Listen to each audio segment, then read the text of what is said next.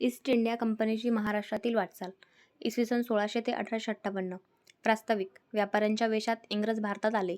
त्यांच्याविषयी भारतीय राज्यकर्त्यांचे धोरण फारसे सावधगिरीचे नव्हते.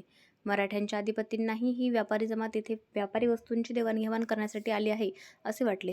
मराठी सत्ता जेव्हा वैभवाच्या शिखरावर होती तेव्हा इंग्रजांनी आपले धोरण थोडेसे नमते घेतले. पण पुढे मराठे व इतर देशी सत्तांचा ऱ्हास होत आहे हे लक्षात आल्यावर त्यांचे धोरण आक्रमक व विस्तारवादी बनले. या घटकात आपण ईस्ट इंडिया कंपनीच्या महाराष्ट्रातील वाटचालीचा विचार करू. विषय विवेचन. मराठी आणि इंग्रज संघर्ष. इंग्रजी राजवटीने स्थापन केलेल्या ईस्ट इंडिया कंपनीने महाराष्ट्राशी साम्राज्यवादी संघर्ष करून आपले प्रभुत्व प्रस्थापित केले. मराठी सत्तेचा पराभव करून आपले राजकीय प्रभुत्वच नव्हे तर आपल्या सामाजिक, सांस्कृतिक, आर्थिक, वैज्ञानिक कल्पनाही त्यांनी इतर दिशांवर लादल्या व एक मनवंतर घडवले. कंपनीची स्थापना 1600 मध्ये झाली. इंग्लंडमध्ये ईस्ट इंडिया कंपनी स्थापन झाल्यानंतर त्या कंपनीला जगभरात व्यापार करण्यासाठी मक्तेदारी देण्यात आली. इसवी सन 1649 मध्ये इंग्रजांनी कोकणात राजापूर येथे वखार उघडून आपल्या व्यापाराला प्रारंभ केला. त्याचबरोबर मराठ्यांशी संघर्षात सुरुवात झाली. मराठ्यांच्या शत्रूंना राजाश्रय देण्याचे धोरण अवलंबविल्यामुळे इंग्रज मराठा संबंध बिनसले. छत्रपती शिवाजी महाराजांच्या काळात गाजलेल्या पन्हाळ्याच्या वेढ्यात इंग्रजांनी सिद्दी जोहरला मदत केली व त्याची शिक्षा म्हणून शिवाजी महाराजांनी त्यांची राजापूरची वखार लुटली होती. शिवराज्याभिषेकांच्या संस्मरणीय सोहळ्यात इंग्रजांचा वकील हेनरी ऑक्झॅंडेन रायगडला हजर होता. छत्रपती शिवाजी महाराज आणि इंग्रज. 1674 मध्ये हा राज्यारोहणाचा सोहळा आटोपल्यावर शिवाजी महाराज आणि इंग्रज यांनी दोघांमध्ये एक दुर्दैवी तह झाला. या तहाने इंग्रजांना बऱ्याच सवलती मराठ्यांनी देऊ केल्या. राजापूरच्या वखार लुटीच्या बदल्यात इंग्रजांनी दस्तूरखुद्द शिवाजी महाराजांकडून नुकसान भरपाई मिळवली. सगळ्या मराठी प्रदेशात व्यापार परवानाही शिवाजी महाराजांनी इंग्रजांना बहाल केला. तसेच राजापूरशिवाय दाभोळ, चौळ आणि कल्याण येथे वखारी उघडण्याची परवानगीही त्यांनी मिळवली. शिवाजी महाराजांसारख्या एका दृष्ट्या महापुरुषाने इंग्रजांना दिलेल्या या सवलती मराठी जनांना खूप महाग पडल्या. छत्रपती संभाजी महाराज आणि इंग्रज. शिवाजी महाराजांच्या तुलनेत छत्रपती संभाजी महाराजांचे धोरण मराठेशाहीला खूप उपयुक्त ठरले. मुंबईच्या किनारपट्टीवर मराठ्यांना त्रास देणारा सिद्धीचा बंदोबस्त मुंबईकर इंग्रजांनी करावा यासाठी संभाजी महाराजांनी इंग्रजांवर चढाई केली होती व एक तह 1684 मध्ये इंग्रजांवर लादण्यात आला. सिद्धीला सारा द्यावयाचा नाही अशी ताकीद संभाजी महाराजांनी इंग्रजांना त्या तहाद्वारे दिली. मराठ्यांच्या आरमारीची सत्तेची समाप्ती. मराठ्यांच्या यादवीचा फायदाही इंग्रजांच्या पथ्यावर पडला. ताराबाई आणि शाहू महाराज यांच्यामध्ये जेव्हा सत्ताप्राप्तीसाठी संघर्ष सुरू झाला तेव्हा कोल्हापूरच्या महाराणी ताराबाईंनी आपला पक्ष मजबूत करण्यासाठी व आपल्या मुलाला गादी मिळावी यासाठी मराठी आरमाराचा प्रमुख तुळाजी आंग्रे यास आपल्या गटात ओढले. सत्ता समतोल ताराबाईंकडे झुकू नये म्हणून नानासाहेब पेशव्यांनी इंग्रजांशी समझोता केला. ताराबाई आणि तुळाजी आंग्रे यांच्याविरुद्ध नानासाहेब आणि इंग्रज यांच्यात आरमारी चकमकी सुवर्णदुर्ग 1755 आणि विजयदुर्ग 1756 येथे झाल्या. इंग्रजी आरमारांची मदत घेऊन मराठ्यांच्या पेशव्याने आपल्याच आरमारी प्रमुखाचा पाडाव केला. तुळाजी आंग्रे हा मराठ्यांच्या आरमाराचा प्रमुख, विलक्षण कर्तबगार आणि सागरी युद्धात अत्यंत तरबेज म्हणून ख्यातनाम होता. त्याचा पराभव करण्यासाठी नानासाहेबांनी एका शत्रूची इंग्रजाची मदत घेतली. त्यांचे इप्सित साध्य झाले. नानासाहेबांचे पेशवेपद मजबूत झाले. पण इंग्रजांना ज्याचा धाक होता ती मराठ्यांची आरमारी सत्ता तुळाजी आंग्रे यांच्या रूपाने नामशेष झाली. आता इंग्रजांना पश्चिम किनारपट्टीवर कोणी रोखू शकत नव्हता. ईस्ट इंडिया कंपनीच्या मुंबई इलाख्यातील राजवटीचा हा प्रारंभ बिंदू होता. पानिपत इंग्रजांसाठी उत्कृष्ट संधी. इसवी सन 1761 च्या पानिपतावरील पराभवामुळे मराठ्यांचे उत्तरेच्या राजकारणातील प्रभुत्व संपले. याच सुमारास इंग्रजांनी बंगालच्या 1757 ची प्लासीची लढाई जिंकून आपले पाय घट्ट रोवले होते. मराठ्यांच्या पानिपतावरील पराभवामुळे जी पोकळी उत्तरेला राजकारणात निर्माण झाली ती इंग्रजांनी भरून काढावी. 1764 मध्ये बक्सारच्या लढाईत बंगाल आणि अयोध्येचा नवाब व मोगल बादशहा यांचा पराभव केल्यामुळे तर इंग्रज हेच मोगलांचे राजकीय वारसदार हे पुरेसे स्पष्ट झाले. इंग्रजांनी पूर्व किनारपट्टीवर मद्रास आणि कोलकाता येथे घट्ट पाय रोवले. पश्चिम किनारपट्टीवरही त्यांचेच अधिराज्य सुरू झाले होते. इसवी सन 1772 मध्ये माधवराव पेशव्यांच्या निधनानंतर मराठ्यांच्या सत्तेला ओहोटी लागली. नारायणरावाच्या काळात इंग्रजांनी रत्नागिरी, विजयदुर्ग आणि ठाणे परिसरात हल्ले केले पण ते मराठ्यांनी परतवून लावले. इंग्रज मराठा युद्ध. छत्रपती शाहू महाराजांच्या कारकिर्दीपासून पेशवेपदाला महत्त्व प्राप्त झाले. छत्रपतीचे स्थान घटनात्मक सत्ताधीशासारखे आणि पेशवे हे वास्तविक सत्ताप्रमुख अशी व्यवस्था मराठेशाहीत रूढ झाली. हे घटनात्मक परिवर्तन परिस्थितीचा परिणाम म्हणून घडून आले. कोणीही त्याबाबतचा औपचारिक निर्णय घेतला नाही किंवा ठराव कायदेही मंजूर झाले नाहीत. या नव्या व्यवस्थेमुळे मराठी राज्याचा विस्तार झाला व अखिल भारतीय पातळीवर मराठेशाही व महाराष्ट्राचे प्रभुत्व प्रस्थापित झाले. बाळाजी विश्वनाथ, थोरला बाजीराव, नानासाहेब व माधवराव हे पेशवे मोठ्या योग्यतेचे होते. मराठ्यांच्या राजकारणात, प्रदेश विस्तारात आणि महाराष्ट्र धर्माच्या प्रसारात या मंडळीचा सिंहाचा वाटा होता. पानिपतसारख्या एका दारुण आपत्तीतून थोरल्या माधवरावांनी धीराने वाट काढली आणि मराठेशाहीला पुन्हा वैभवाचे दिवस प्राप्त करून दिले. राघोबा खलनायक. नानासाहेब पेशव्यांचा भाऊ रघुनाथराव उर्फ राघोबादादा हे उत्तर पेशवाई कालखंडातील खलपुरुष. त्यांना हाताशी धरून इंग्रज महाराष्ट्रात शिरले. राघोबांच्या घरभेदी कारवायामुळे इंग्रजांनी मराठ्यांच्या राजकारणात चंचू प्रवेश केला व शेवटी मराठ्यांना पराभूत करून इंग्लिश ईस्ट इंडिया कंपनीची सत्ता त्यांनी महाराष्ट्रात प्रस्थापित केली. पेशवेपदावर सदैव एक डोळा ठेवून राजकारण करणारे रघुनाथराव हे मराठेशाही नष्ट करणारे खलपुरुष म्हणून ओळखले जातात.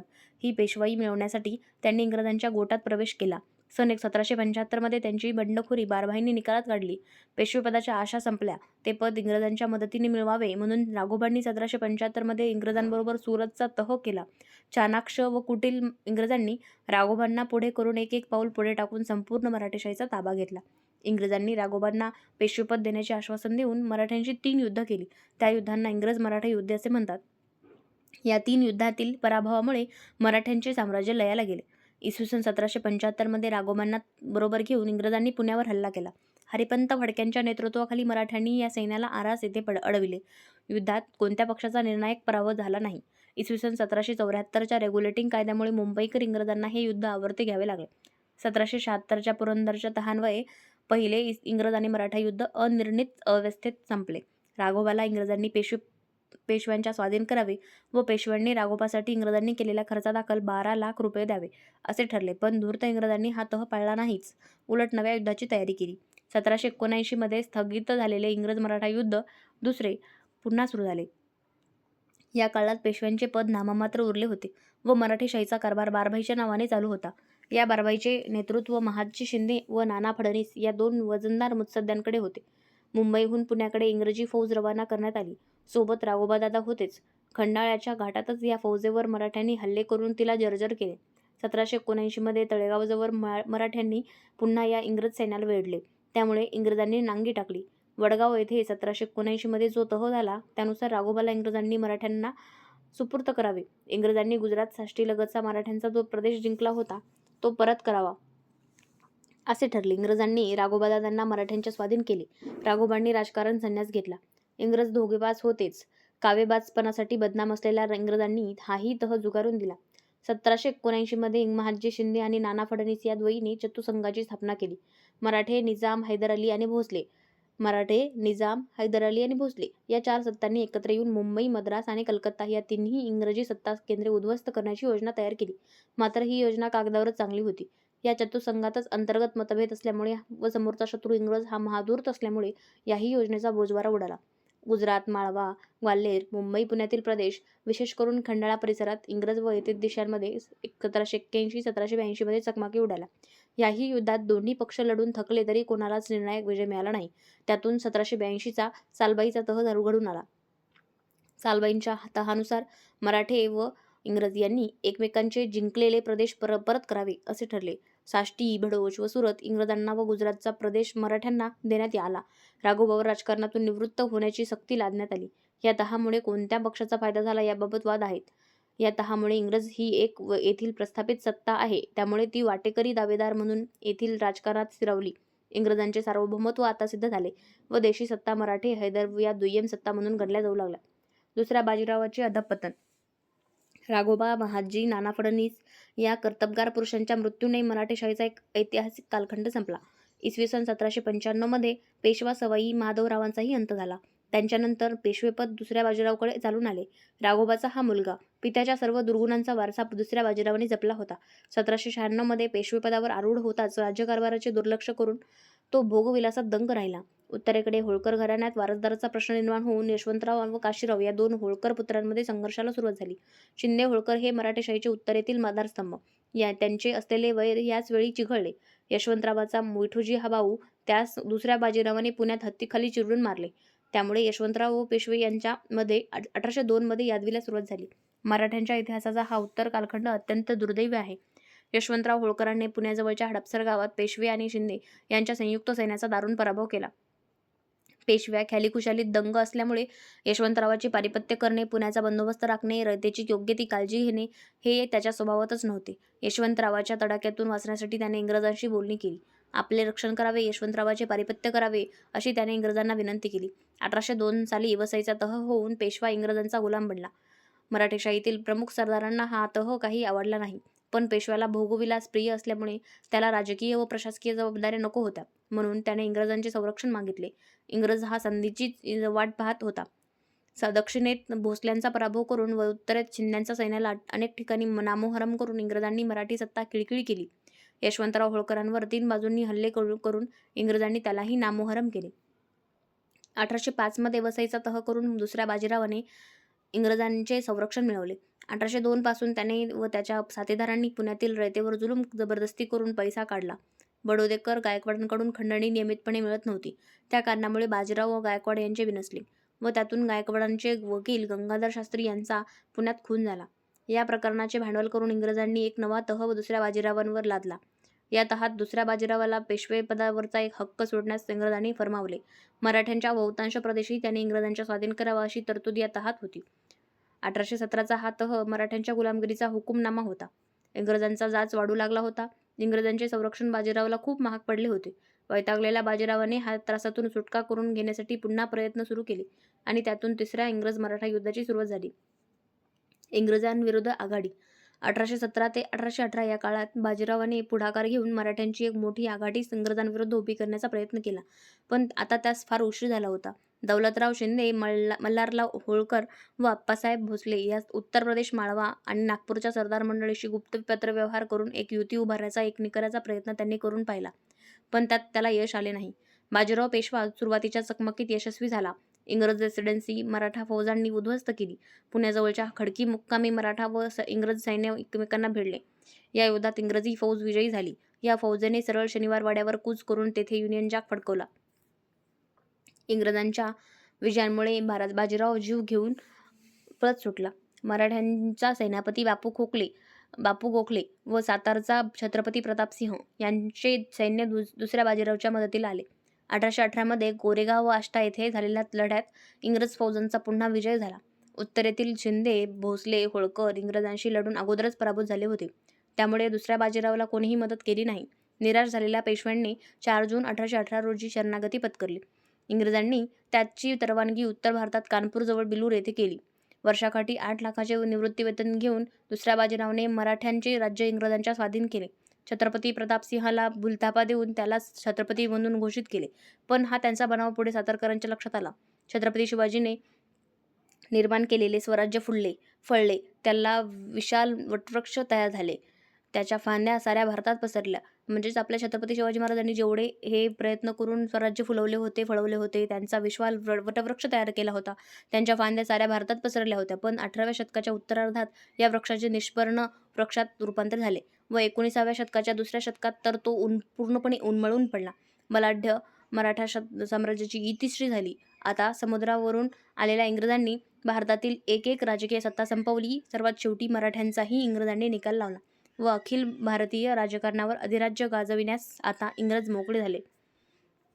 मराठेशाहीच्या विनाशाची कारणे काय असतील बघूयात. मराठी साम्राज्याचा उदय आणि अस्त या दोन्हीही क्रांतिकारक घटना अभ्यासकांना चक्रावून सोडणाऱ्या आहेत. छत्रपती शिवाजी महाराजांनी शून्यातून हे स्वराज्य निर्माण कसे केले? ज्या साम्राज्याचा विस्तार साऱ्या भारतामध्ये होता, 18व्या शतकाच्या अखेरीपर्यंत ज्या साम्राज्याचा दरारा भारतातील सर्व लहान थोर सत्तांना वाटत होता, ते भव्य साम्राज्य अवघ्या 20-25 वर्षात एकदम अस्तंगत कसे होऊ शकते? या दोन्हीचेही कोडे उलगडत नाही. साहित्य सम्राट न. चि. केळकर आणि इतिहासाचे गाढे अभ्यासक ग.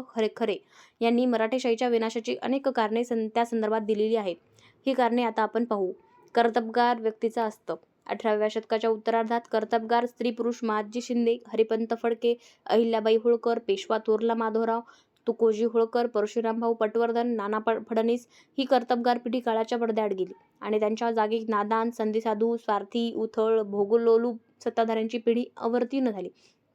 दुसरा बाजीराव हा त्या पिढीचा नायक. दौलतराव शिंदे, सर्जेराव घाटगे, यशवंतराव होळकर यासारख्या सरदार मंडळींनी स्वराज्याचा नाश केला. नेमक्या ह्याच वेळी इंग्रजांच्या गोटात एकापेक्षा एक हुशार, मुत्सद्दी, चाणाक्ष, राजकारण धुरंधर अशा अधिकाऱ्यांचा उदय झाला. Arthur Wellesley, Henry Wellesley, Elphinstone, Sir John Malcolm या मुरलेल्या ज्येष्ठ मुत्सद्द्यांची कंपनीची संकटातून सुटका तर केलीच, पण त्याचबरोबर त्या व्यापारी संघटनेला नवे राजकीय आयाम, नवे वैभव प्राप्त करून दिले. मराठी राज्यसंघ आणि यादवी छत्रपती पदाचे महत्त्व ओळखल्यावर पेशवे, शिंदे, होळकर, गायकवाड, भोसले ही मंडळी उदयास आली. मराठी राज्यात एक नवी संविधानिक रचना असलेला मराठा राज्यसंघ उदयाला आला. या संघाने मराठ्यांचे साम्राज्य आपल्या बाहुबलावर पेलले. पण नंतर या सरदार मंडळीतील एकी संपुष्टात आली. परस्पर विद्वेष आणि स्वार्थी वृत्ती बोकाळली. त्यामुळे मराठी राज्याची इतिश्री झाली. केंद्र सत्तेचा वचक राहिला नाही. पेशवेपद हे मराठ्यांच्या राज्यकारभारात व प्रशासनात सर्वात महत्त्वाचे पद होते. या पदावरील व्यक्ती बाळाजी विश्वनाथ बाजीराव, नानासाहेब, थोरला माधवराव यांच्या सर्वत्र वचक होता, दरारा होता. त्यामुळे गायकवाड, शिंदे, भोसले, होळकर हे केंद्र सत्तेला दबून असत. पण पेशवेपदावर जेव्हा सवाई माधवराव, दुसऱ्या बाजीराव यासारख्या व्यक्ती आरूढ झाल्या, तेव्हा भारतातील ज्येष्ठ व श्रेष्ठ मुत्सद्द्यांनी पेशव्यांना गुंडाळून ठेवले व मनमानी पद्धतीने राज्यकारभार केला. त्याच्या बेताल कारभारामुळे, वतन व जहागिरांच्या वाढत्या सोयीमुळे मराठी राज्य कोसळले. आर्थिक दुरावस्था. मराठ्यांनी जरी अखिल भारतीय पातळीवर साम्राज्य उभारलेले असले तरी त्यांची आर्थिक परिस्थिती नेहमीच चिंताजनक होती. लष्करी मोहिमा राबविताना लढाई संपवल्यावर ज्या प्रदेशाचे चोख प्रशासन लावून देण्याऐवजी मराठे लूटमारीत जास्त रस घेत. त्यांना माणसे जोडता आली नाहीत. शीख, रजपूत, जाट या हिंदू सत्ता देखील मराठ्यांवर या दुर्गुणामुळे नाराज होत्या. कालबाह्य सैन्य अवस्था. मराठ्यांच्या पतनाला त्यांची सैन्यावस्था व लष्करी डावपेचही कारणीभूत होते. त्यांचे सैन्य 18 पगड जातीचे. या सैन्यात जातीव्यवस्था विलक्षण प्रभावी होती. त्यामुळे एकजिन्सी असे सैन्य आणि एकीची भावना त्यांना निर्माण करता आली नाही. रोहिले, पठाण, हबशी यांनाही सैनिक म्हणून त्यांनी आपल्या सैन्यात दाखल करून घेतले होते. मराठी सैन्यामध्ये सरंजामशाही थाटाची मूल्ये होती. राष्ट्र, राज्य व देश यापेक्षा आपला धनी, आपला सरदार, जातवाला अशा घटकाला सैन्यदलात महत्त्व होते. मराठ्यांनी आपली पारंपरिक अशी गमिनी काव्याची पद्धती सोडली व समोरासमोरचे युद्ध डावपेच यांनी स्वीकारले. जोपर्यंत ते गमिनी काव्याचा वापर करीत होते तोपर्यंत त्यांना यश मिळत होते. घटनात्मक व्यवस्था कोलमडली. राज्यघटना जरी त्या काळात प्रचलित नसल्या तरी मराठी राज्यव्यवस्थेत जे घटनात्मक बदल झाले तेही त्यांच्या विनाशाला कारणीभूत ठरले. छत्रपतींभोवती केंद्रित झालेली व्यवस्था शाहूपासून बदलली व पेशव्यांना महत्त्व मिळाले. छत्रपतीपद नाममात्र झाले. नाना फडणवीसांपासून पेशवेपदही दुय्यम बनले व फडणवीसपद हे महत्त्वाचे मानले गेले. बारभाईलाही मराठ्यांच्या इतिहासात अकारण महत्त्व प्राप्त झाले. मराठा राज्यसंघ कमकुवत झाल्यावर ती रचना वरदान बनण्याऐवजी शाप ठरली. वर उल्लेखिलेल्या राजकीय, लष्करी कारणांबरोबर मराठी समाजाचे, मराठी अर्थव्यवस्थेचे जे पारंपरिक दोष आहेत तेही पतनाला कारणीभूत ठरले. कमकुवत आर्थिक स्थिती. मराठ्यांच्या तिजोरीत नेहमीच खडखडाट होता. मराठ्यांची अर्थव्यवस्था, व्यापार आणि चलनव्यवस्था यांचा पुरता बोजवारा उडालेला होता. मानवी जीवनात मूलभूत असे स्थान असलेल्या आर्थिक संकटांकडे मराठ्यांनी कधीच लक्ष दिले नाही. दक्षिणेतील इतर हिंदू राजवटी व उत्तर भारतातील मोगल आर्थिक समृद्धी, व्यापार, वैभव, कारखानदारी यासाठी प्रसिद्ध होत आहे. मध्ययुगातील मराठी या क्षेत्राबाबत अनभिज्ञच राहिले. खुद्द पेशवे अनेक स्वामी, सावकार आणि गोसावी लोकांकडून पैसा कर्जाऊ घेत आणि राज्यकारभार करत कसाबसा रेटत असत. शेती व व्यापार मागासलेले राहिल्यामुळे मराठे हे स्थापत्य, चित्रकला, मूर्तिकाम, दागदागिने, कलाकुसर या क्षेत्रात फारसे पारंगत नव्हते. दारिद्र्य जीवनशैली, उपासमार, रोगराई ही महाराष्ट्राची पारंपरिक वैशिष्ट्ये आहेत. जुनाट युद्धतंत्र. मराठ्यांसमोर जो शत्रू होता तो विज्ञान, तंत्रज्ञान या क्षेत्रात पारंगत होता. हे विज्ञान पाश्चिमात्यांनी दळणवळण, राज्यव्यवस्था, संरक्षण ह्या क्षेत्राला लागू करून आशियाई आणि आफ्रिकन समाजावर कुरघोडी केली होती. मराठे व इंग्रज यांच्यामधील संघर्षाचा विचार करताना हा गमिनी कावा, घोडदळ, तलवार, बर्जी हे सर्व लष्करी तंत्र जुनाट झाले होते. इंग्रजांनी जी युद्धे जिंकली होती ती बंदुका आणि तोफांच्या क्षेत्रात केलेल्या प्रगतीच्या जोरावर. मराठ्यांनी काळाची पावले कधी ओळखली नाहीत. भूगोलाविषयी अज्ञान. विज्ञानाप्रमाणेच त्यांनी भूगोलाचीही घोर उपेक्षा केली. आपला शत्रू इंग्रज हा कोण, कुठला हे त्यांना कधीच समजले नाही. विलायत कोठे आहे त्यास मराठ्यांचे उत्तर होते कलकत्त्याजवळ व कलकत्ता कोठे आहे या प्रश्नाचे मराठ्यांचे उत्तर होते विलायतेजवळ. इंग्रजांकडे या उलट गुप्तहेर व्यवस्था होती. शास्त्रशुद्ध नकाशे होते. डोंगर, नद्या, पर्वत, रस्ते यांची पूर्ण माहिती होती. मराठ्यांना छपाईची कला कधी अवगत नव्हती. या ज्ञान प्रबोधनाकडे त्यांनी कधी लक्ष दिले नाही. आरमाराकडे दुर्लक्ष. भौगोलिक अज्ञानाचा विचार करतानाच आरमार या मुद्द्याकडे केवळ मराठेच नव्हे तर सर्व भारतीय राजकारणी यांनी कसे दुर्लक्ष केले याचीही गांभीर्याने दखल घेतली पाहिजे. मोगल काय किंवा मराठे काय, आरमाराच्या उभारणीकडे कोणीच लक्ष दिले नाही. त्यामुळे पोर्तुगीज, इंग्रज, फ्रेंच, डच ही पाश्चिमात्य मंडळी भारतात आली. आरमार नसल्यामुळे त्यांचे पारिपत्य करणे एतद्देशीयांना कधी जमलेच नाही. अशी विविध कारणे मराठ्यांच्या विनाशास कारणीभूत ठरली.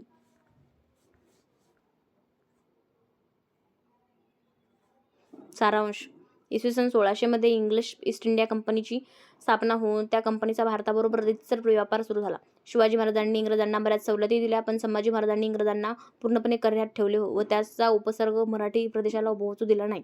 ताराबाई आणि छत्रपती शाहूंच्या भांडणात आंग्रे यांच्या मराठा आरमाराची हानी झाली. यावेळी इंग्रजांनी पेशव्यांचा पक्ष घेऊन आंग्रे यांचे आरमार संपवले. त्यामुळे इंग्रजांच्या विस्तारवादाला चालना मिळाली.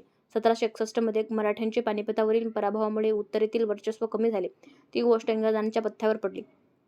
पूर्व व पश्चिम किनारपट्टीवर जम बसविण्यात इंग्रजांना यश आले. मराठी सत्तेचा रसाला निसंशयपणे इंग्रज कारणीभूत आहेत. 3 इंग्रज मराठा युद्धे होऊन मराठ्यांची सत्ता संपुष्टात आली. राघोबांची पेशवेपदाची हाव इंग्रजांना फार उपकारक ठरली. त्यांना पुढे करून इंग्रजांनी मराठी राजकारणात शिरकाव केला. पहिल्या व दुसऱ्या इंग्रज मराठा युद्धात राघोबांचा चाणाक्षपणे वापर करून त्यांनी मराठ्यांना नामोहरम केले. युद्ध आपल्याला जड जाईल हे दिसताच इंग्रज शिताफीने मराठ्यांशी समझोता करत. पुरंदरच्या तहासारखे समझोते त्यांनी कधी पाळले नाहीत. दुसरे इंग्रज मराठा युद्ध 1779 मध्ये सुरू झाले. महादजी शिंदे व नाना फडणवीस या कारभारीतील मुत्सद्द्याकडे मराठ्यांचे नेतृत्व होते. हे युद्धही अनिर्णित अवस्थेत संपले. राघोबांनी राजकारण संन्यास घेतला. वडगाव येथे 1779 मध्ये तह झाला. तोही इंग्रजांनी नेहमीच्या शिरस्त्यांप्रमाणे पाळला नाही.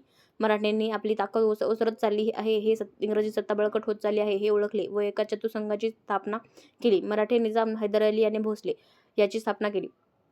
1782 मध्ये सालबाईचा तह होऊन चतुसंघ विरुद्ध इंग्रज हा संघर्षही असाच अर्धवट संपला. चतुसंघातील अंतर्गत मतभेद हे एतद्देशीयांना बाधले. सालबाईच्या तहात एकमेकांचा जिंकलेला प्रदेश परत करण्याची तरतूद होती. 18व्या शतकाच्या शेवटच्या दशकात महादजी नाना फडणवीस ही कर्तबगार माणसे काळाच्या पडद्याआड गेली. राघोबा व पेशवेपदाचा सवाई माधवराव यांचाही मृत्यू झाला. मराठी साम्राज्याची त्यामुळे दुर्दैवी कलाटणी मिळाली. 1796 मध्ये पेशवेपदावर आलेल्या दुसऱ्या बाजीरावाने गुण उधळण्यास सुरुवात केली. उत्तरेतील मराठी सत्तेचे 2 मोठे आधारस्तंभ शिंदे आणि होळकर या दोघात साटमारीला ही त्याच वेळी सुरुवात झाली. पेशवे भोगविलासात मग्न व मराठी सरदारात सुरू झालेली चुनौपंथी यामुळे इंग्रजांचे पुन्हा फावले. यशवंतराव होळकरांचा भाऊ विठोजी यास बाजीरावाने हत्तीच्या पायाखाली चिरडून ठार मारले. त्यामुळे यशवंतराव संतापाने पुण्यावर चालून आला. पेशव्याने घाबरून जाऊन इंग्रजांचे संरक्षण पत्करले. त्यामुळे 1802 साली वसईचा तह झाला. या तहानुसार दुसऱ्या बाजीरावाची सत्ता नाममात्र पडली. त्याने इंग्रजांच्या सल्ल्यानुसार चालावेत असे ठरले. गायकवाडांचा वकील गंगाधर शास्त्री याचा पुण्यात खून झाला. त्याचे खापर दुसऱ्या बाजीरावांवर इंग्रजांनी फोडले व एक नवा तह इंग्रजांनी मराठ्यांवर लादला. मराठ्यांचे प्रदेश या तहान्वये त्यांनी आपल्याकडे घेतले. दुसऱ्या बाजीरावाचे पेशवा म्हणून बरेचसे अधिकारही त्यांनी कमी केले. इंग्रजांचे हे नियंत्रण व जाच असह्य होऊन शेवटी त्यातून सुटण्यासाठी बाजीरावाने मराठ्यांच्या एकीचा एक केविलवाणा प्रयत्न केला. उत्तरेतून शिंदे, भोसले, होळकरांची मदत मिळवली, पण हा मराठ्यांचा नवा संघ तेवढासा बळकट नव्हता. या तिघांची ताकद इंग्रजांविरुद्ध लढण्यात अगोदरच संपून गेली होती. बाजीरावांच्या फौजेने इंग्रजांच्या रेसिडेन्सीवर हल्ला केला. झालेल्या लढाईत इंग्रज सैन्याचा विजय होऊन त्यांनी सरळ युनियन जॅक शनिवार वाड्यावर फडकवला. सेनापती बापू गोखले यांचा कोरेगाव व आष्टा येथे इंग्रजांनी पराभव केला. शेवटी 1818 मध्ये दुसऱ्या बाजीरावाला शरणागती पत्करावी लागली. त्याची रवानगी इंग्रजांनी बिठूरला केली. 8 लाखाच्या वार्षिक निवृत्ती वेतनावर हा शेवटचा पेशवा निर्वाह करू लागला. अशा रीतीने मराठी साम्राज्याची इतिश्री झाली. मराठेशाहीचा उदय आणि अस्त विस्मयजनक आहे. या राजवटीच्या उदयाची आणि अस्ताची कारणमीमांसा इंग्रजांनी दिलेली आहे.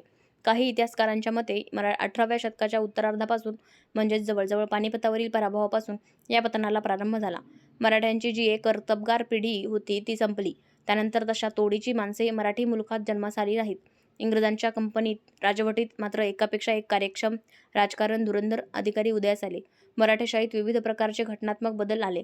छत्रपतीपदाची सद्दी संपली, पेशवाई आली, पेशवाई संपली, बारभाई उदयास आली, मराठा राज्यसंघ आकारास आला, पण कर्तृत्व संपन्न माणसे मात्र मराठी भूमीत पानिपतपासून अवतरली नाहीत. शेवटी तर फडणवीस पदाचा एक माणूस मराठेशाही चालू लागला. मराठेशाहीतील शिंदे, होळकर, गायकवाड, भोसले यांच्यात एकोपा नव्हता. त्यांच्यात असलेली स्पर्धा, परस्पर विद्वेष आणि वैर हे मराठेशाहीच्या पतनाला कारणीभूत झाले. मोहिमेवर मराठे जेथे जात तेथे ते लुटमार करीत. त्यामुळे त्यांची प्रतिमा व सर्व भारतात लुटारू वृत्तीचे लोक अशी बनली आहे. त्यामुळे उत्तर भारतात जाट, राजपूत, बुंदेली आणि शीख यांचा तेवढासा त्यांना पाठिंबा मिळाला नाही. उत्तरेतील शिंदे, होळकर पुढे पेशव्यांना जुमाननासे झाले. केंद्र सत्तेचा वचक राहिला नाही. मराठेशाही सरंजामशाहीच्या काळात वावरणारी त्यांची समाजव्यवस्थेची तेवढीच गलथान मध्ययुगीन, ज्याचा परिणाम राज्यकारभारावर व तेवढी लष्करी व्यवस्थेवर झाला. जाती व्यवस्थेचा पगडा सैन्यावरही दिसून येतो. त्याचप्रमाणे गमिनी काव्याची पारंपरिक पद्धती त्यांनी सोडली व त्याऐवजी आधुनिक डावपेच कवायतीचे शिक्षण त्यांनी अवलंबिले होते. जातीव्यवस्थेमुळे त्यांच्यात राष्ट्रऐक्याची भावना तेवढीशी बळकट नव्हती. मराठ्यांच्या अर्थव्यवस्थेचाही बोजवारा उडाला होता. सारा वसुलीची व्यवस्था दोषपूर्ण होती. नव्या लष्करी मोहिमा काढण्यासाठी पैसा नव्हता. पगार थकला म्हणून सैन्याने अनेक वेळा पुंडाई केल्याची उदाहरणे मराठ्यांच्या इतिहासात झाली. इंग्रजांकडे लांब पल्ल्याच्या तोफा होत्या. मराठ्यांना पोर्तुगीजांकडून लष्करी सामग्री विकत घ्यावी लागत. त्यांची जुनाट हत्यारे, भाले, तलवारी, बर्ची ही इंग्रजांच्या तोफा बंदुकांपुढे कुचकामी ठरली. आंग्रेयांच्या पाडावामुळे मराठ्यांचे आरमार नष्ट झाले होते. त्यामुळे इंग्रज, पोर्तुगीज, सिद्धी यांचा बंदोबस्त मराठ्यांना करता आला नाही. विज्ञान आणि तंत्रज्ञान या क्षेत्रात इंग्रजांची प्रगती वाखाणण्याजोगी होती. या दोन्ही क्षेत्रात मराठे अनभिज्ञ होते. शिक्षण प्रबोधनाकडे मराठी समाजाने पाठ फिरवलेली असल्यामुळे त्यांचे भौगोलिक ज्ञानही यथायथाच होते.